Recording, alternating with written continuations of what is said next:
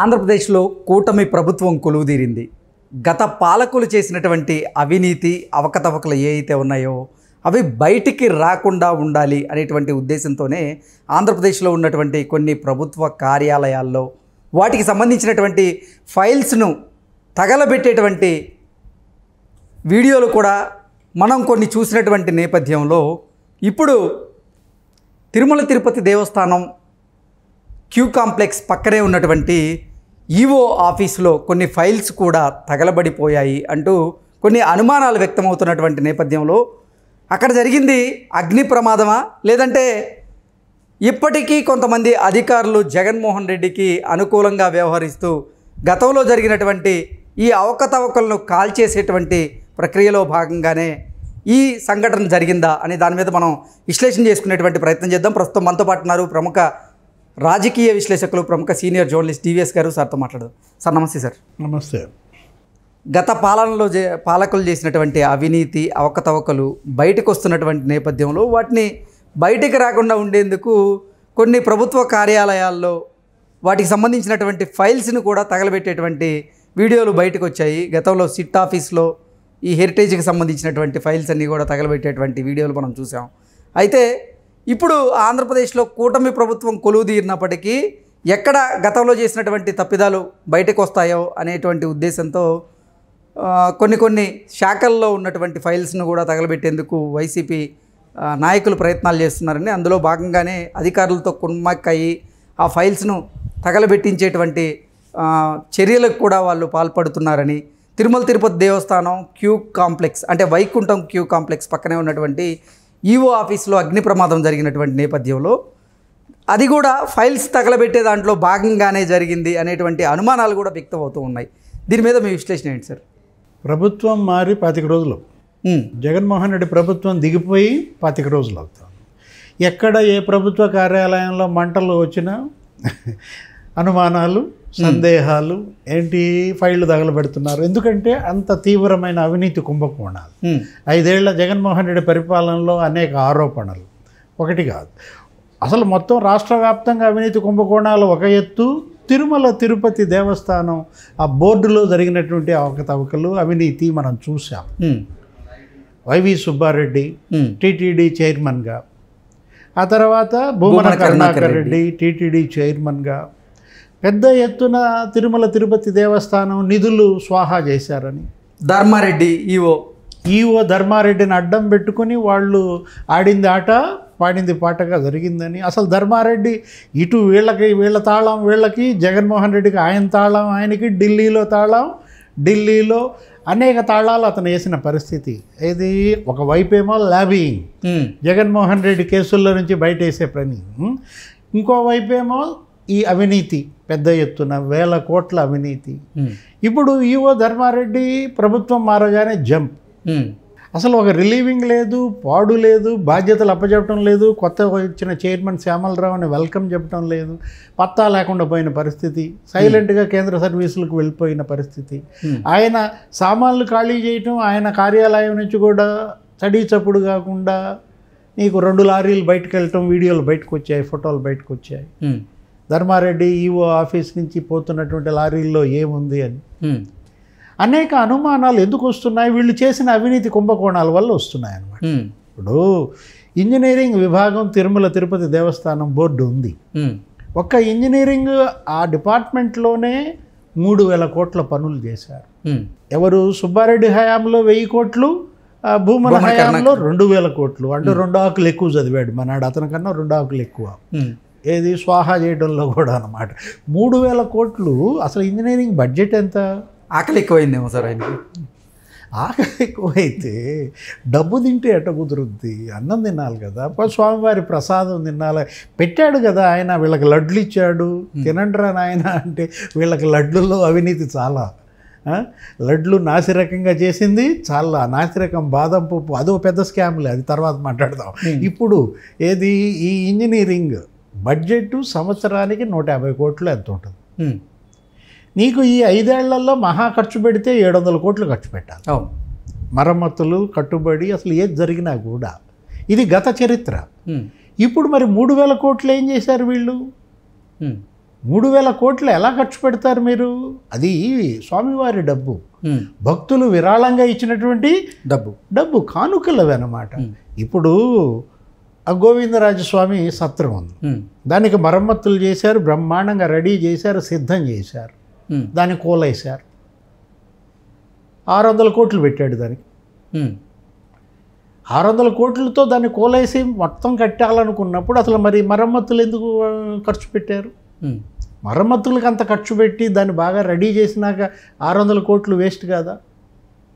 అదే కాదు, స్విమ్స్లో ఒక బ్లాక్ను కూలగొట్టారు. మంచిగా ఉన్న బ్లాక్ను కోలేసి కొత్త బ్లాక్ 300 కోట్లతో కడతామన్నారు. ఎంత? 6, 3, 900 కోట్లు అక్కడే ఎత్తిపారేశారు. అసలు భూమన కరుణాకర్ రెడ్డి చైర్మన్గా, తిరుపతి మున్సిపల్ వైస్ చైర్మన్గా కొడుకు భూమన అభినవ్ రెడ్డి. ఇక నీ ఇష్టం ఏంటి?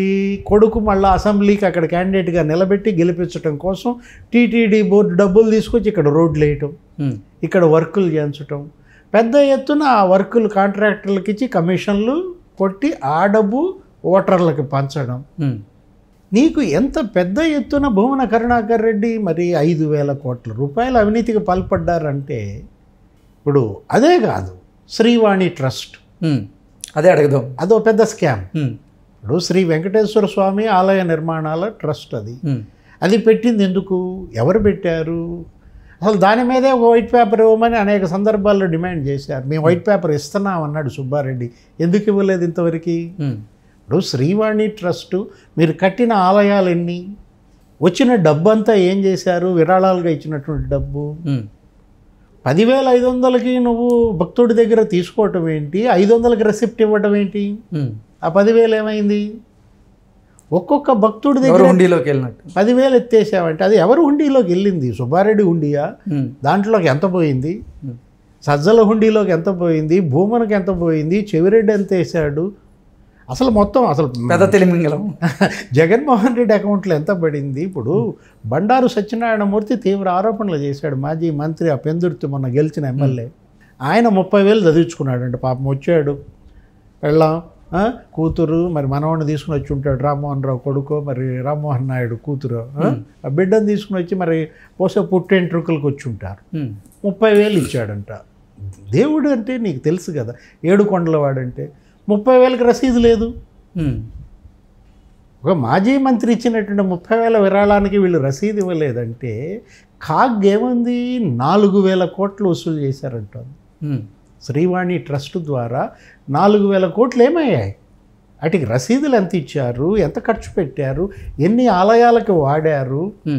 బొండా ఓమమేశ్వరరావు టీటీడీ బోర్డు మాజీ మెంబర్, విజయవాడ ఎమ్మెల్యే, మనం గెలిచిన ఆయన, central MLA, Telugu Desam party polit bureau member, ఆధారాలతో సహా బయటపెట్టాడు శ్రీవాణి ట్రస్ట్లో జరుగుతున్న కుంభకోణాలు.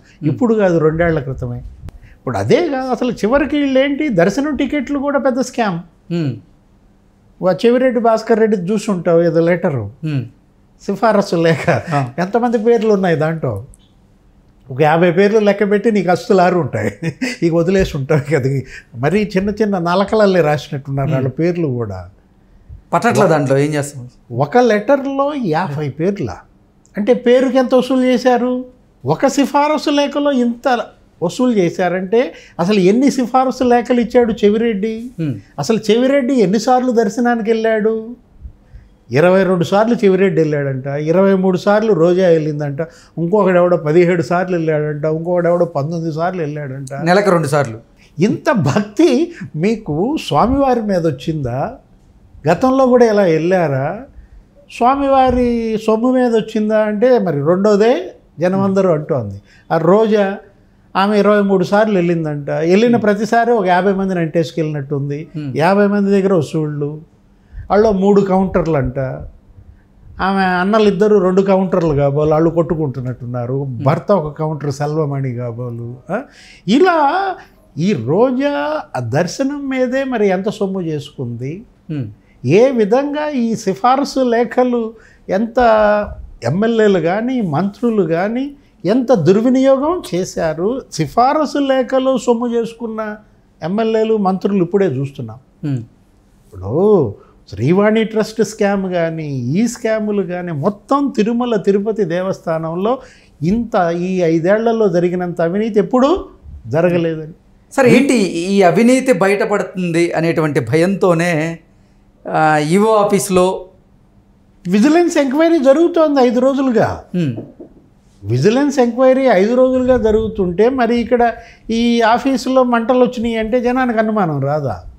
ఆ మంటలు ఏంటి, ఆ ఫైల్స్ ఏంటి, వాళ్ళు ఏమంటారు ఏదో ఏసీ షార్ట్ సర్క్యూట్ ఏదో చెప్తున్నారు. ఇప్పుడు ఇంతకు ముందు రానిది ఇప్పుడే షార్ట్ సర్క్యూట్ ఎందుకు వచ్చింది? షార్ట్ సర్క్యూట్ అంటే ఇప్పటికీ తిరుమల తిరుపతి దేవస్థానంలో పనిచేస్తున్నటువంటి కొంతమంది అధికారులు జగన్మోహన్ రెడ్డి కొమ్ము కాస్తూనే ఉన్నారా? అందుకే ఈవో ఆఫీస్లో మంటలు చెలరేగాయా అంటే ఏం చెప్తారు? బ్లాక్ షీప్ అదేదో సినిమాలో రజనీకాంత్ అంటాడు, ఏంటి మనకు అది అంటాం చేత రోబో రోబోనా, అది మెడలు గిర్రం తిరుగుతుంటాయి అన్నమాట. ఇప్పుడు అట్లా పవన్ కళ్యాణ్ టీటీడీకి వెళ్ళాలా, తిరుమల తిరుపతికి వెళ్ళి బ్లాక్ షీప్ ఈహి అనాలా, అంటే అప్పుడు తిరుగుతాయి అన్నమాట. ఇప్పుడు వాళ్ళని పట్టుకోవాలి, ఇది ఆ బ్లాక్ షీప్ ఎవరో వాళ్ళని బయట వేయాలి. అన్యమత ప్రచారానికి పాల్పడ్డారు. అసలు అక్కడ మనం చూసాము, అది పవర్ఫుల్ గాడ్ కదా. ఏడుకొండలవాడు అంటే వెంకటేశ్వర స్వామి అంటే ఆయన అంత పవర్ఫుల్ గాడ్. అసలు రాజశేఖర రెడ్డి గురించి అని చెప్తుంటారు చిలవల పలవలుగా, ఆయన 7 కొండలను 2 కొండలు అన్నాడు, దెబ్బకి లేచిపోయాడు, ఆయన కొండల్లో గెలిచిపోయాడన్న ఇది కూడా వచ్చింది. మనం అట్లా అనకూడదు. కాకపోతే ఆయన ఎంత పవర్ఫుల్ గాడో మనకు చంద్రబాబే చెప్తారు. ఏంటి, ఆయన శ్రీవారి పాదాల ముందు పుట్టాను నేను నారావారి పల్లెలో, అలిపిరి ఆ క్లెమోర్ మైన్స్ 22 క్లెమోర్ మైన్స్ బద్దలైనప్పుడు నేను మరి బతికానంటే అదంతా స్వామివారి దయ అని చెప్పి ఆయన అసలు ఆయనే ఒక బ్రాండ్ అంబాసిడర్. ఎవరు? చంద్రబాబే. ఇక వేరే వాళ్ళు ఎవరు అవసరం లేదు ఏడుకొండల వాడి మహిమల గురించి చెప్పడానికి చంద్రబాబు. అసలు అలిపిరి బ్లాస్ట్ గురించి నేను ఇంతమంది చెప్పినా విన్నాను కానీ, కథలు చదివాను కానీ, పుస్తకాలు చదివాను కానీ, మనం రాసాం జర్నలిస్ట్గా కానీ, పవన్ కళ్యాణ్ అద్భుతంగా చెప్పాడు. అసలు పవన్ కళ్యాణ్ చెప్పినట్టు ఇంతవరకు ఎవరు చెప్పలేదు, ఎవరు రాయలేదు కూడా అలిపిరి బ్లాస్ట్ గురించి. అలిపిరి బ్లాస్ట్లో 22 క్లెమోర్ మైన్లు బద్దలైతే ముఖ్యమంత్రి కారులో నుంచి బయటకు వచ్చాడు, దుమ్ము దులుపుకుని 11 ముందుకు అన్నాడు. నిజంగా సార్, అది ఎవరు రాయలేదు. అది కదా ఏది, that is the power of God.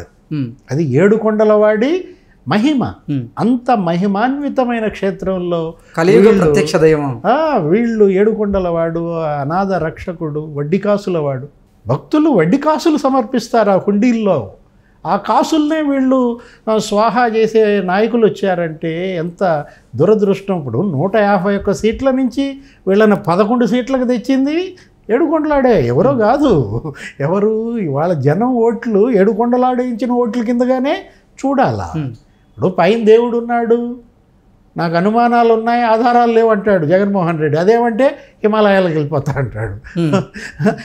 ఫలితాలు రాగానే నాకేం చేయాలో అర్థం కాలేదు, హిమాలయాలకు పోవాలనిపించింది అంటాడు. అన్నీ వదిలేసి హిమాలయాలకు వెళ్ళాలనుకున్నాను, ఆయన 40% ఓట్లు వచ్చారు కాగాను. హిమాలయాలు అనేసరికి అసలు ఆయన జర్క్ వచ్చింది అనమాట. అక్కడ హిమాలయాలు వణికిపోయాయి, ఇతను ఎక్కడ వస్తున్నాడు ఎమ్మటే ఢిల్లీ విమానాశ్రయంలో టెర్మినల్ పడిపోయింది. ఏంటి ఈ హిమాలయాల గోళేమో కానీ రామ్మోహన్ నాయుడు లబలబలాడాడు. ఏది, నేను బాధ్యతలు స్వీకరించాను అప్పుడే టెర్మినల్ ఏంటరా నాయన పైన రూఫ్ పడిందని. ఇప్పుడు దయచేసి జగన్మోహన్ రెడ్డి గారు హిమాలయాలు మీరు ఆలోచన మానుకోండి, కనీసం హిమాలయాలన్నా వదిలిపెట్టండి. ఎందుకంటే మీరు హిమాలయాలు వస్తే అక్కడే గ్రానైట్ ఉందా, అక్కడ ఏం లైమ్ స్టోన్ ఉందా, ముగ్గురాయి ఉందా, లాటరైట్ ఉందా, ఏమైనా తవ్వటానికి వస్తున్నాడా అనుకుంటారు. ఇవాళ మనకి ఇష్యూ ఏంటంటే అవినీతి అనేది అది ఒక గబ్బు. నువ్వు అది అంత తొందరగా నిన్నది వదిలిపెట్టదు. నువ్వు అవినీతిలో నిండా మునిగిపోయిన పరిస్థితుల్లో 5 లక్షల కోట్ల అవినీతికి ఇతను పాల్పడ్డాడన్న ఆరోపణల్లో ఈయన ఎక్కడికి పోయినా అది వెంటబడి తరుముద్దనమాట. ఇవాళ 151 నుంచి నీకు 11 తగ్గించాడంటే అది ఏడుకొండలవాడి మహిమే అన్నమాట. ఇప్పుడు 3 నామాలు ఏడుకొండలవాడంటే మనకి, ఆ 3 నామాలు వీళ్ళు ముగ్గురు ఒక్కొక్క నామం ఎత్తుకుపోయారు. ఎవరు? చెవిరెడ్డి భాస్కర్ రెడ్డి ఒక నామం ఎత్తుకుపోయాడు, భూమన కరుణాకర్ రెడ్డి ఇంకో నామం ఎత్తుకుపోయాడు, ధర్మారెడ్డి ఒక నామం ఎత్తుకుపోయాడు. ఏం జరిగింది? వాళ్ళు బాగానే ఉన్నారు, శిక్ష జగన్మోహన్ రెడ్డికి పడింది. నీకు 2 నామాలు చాలన్నాడు. ఎవరు? ఏడుకొండలవాడు 11కి ఇది చేశాడు. మళ్ళా ఇంకోసారి పిచ్చి పనులు చేస్తే ఆ 11 కూడా మిగలవు. Okay sir, thank you so much.